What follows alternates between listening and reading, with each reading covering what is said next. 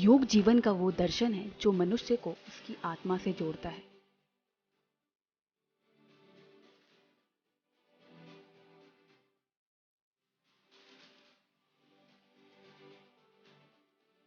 इक्कीस जून को हम अंतर्राष्ट्रीय योग दिवस के रूप में मनाते हैं। पूरे देश में योग से जुड़े कई तरह के कार्यक्रम का आयोजन किया जाता है।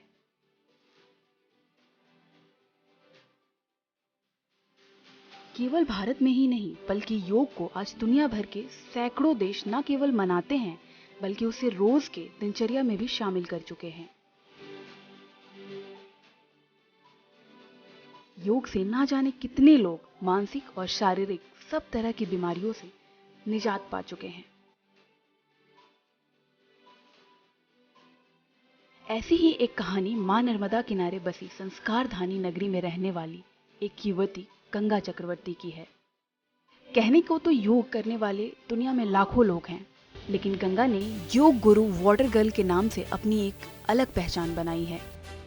महज 22 साल की गंगा चक्रवर्ती मां नर्मदा की गोद में रोजाना योग करती हैं। आपको जानकर हैरानी होगी कि गंगा ना सिर्फ जमीन पर बल्कि पानी में भी योग में निपुण हो चुकी हैं। वाटर गर्ल गंगा चक्रवर्ती योग आसन के जरिए आराम से पानी में भी तैर सकती हैं और साथ ही वो नर्मदा नदी की स्वच्छता और उसके संरक्षण की दिशा में भी लोगों को एक अलग संदेश दे रही हैं। बचपन से गंगा अपने पिता के साथ रोजाना नर्मदा दर्शन के लिए आया करती थी। तभी उनके मन में एक विचार आया कि नर्मदा को स्वच्छ रखने के लिए कुछ अलग किया जाए और तब से लेकर आज तक गंगा लोगों को योग के जरिए नर्मदा को स्वच्छ रखने की दिशा में संदेश दे रही हैं। लगभग हर इंसान के योग करने का मकसद मुख्य रूप से खुद को स्वस्थ रखना होता है, लेकिन गंगा पूरे देश में लोगों के लिए एक अलग मिसाल बनकर सामने आई है।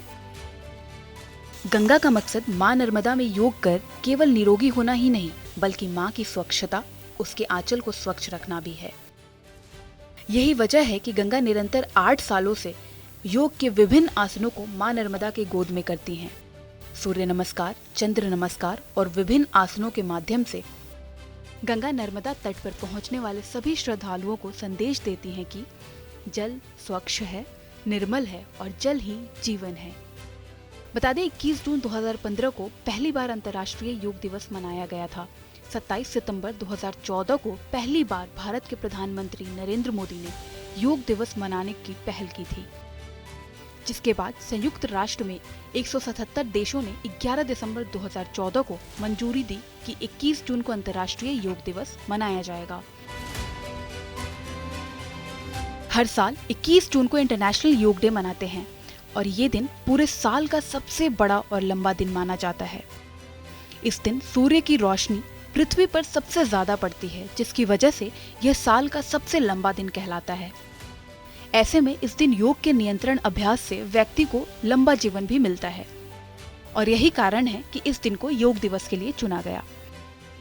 गंगा का मानना है कि जिस तरह योग करके हम खुद को निरोग रख सकते हैं, ठीक उसी तरह मां नर्मदा का आंचल भी स्वच्छ रखते हुए हम जीवन दायिनी के मूल अर्थ को समझ सकते हैं। बेशक मां नर्मदा को संरक्षित करने में गंगा जैसे कई श्रद्धालु और भक्त मौजूद हैं, लेकिन योग कर इस संदेश को फैलाना अपने प्रकार का सबसे अलग तरीका है।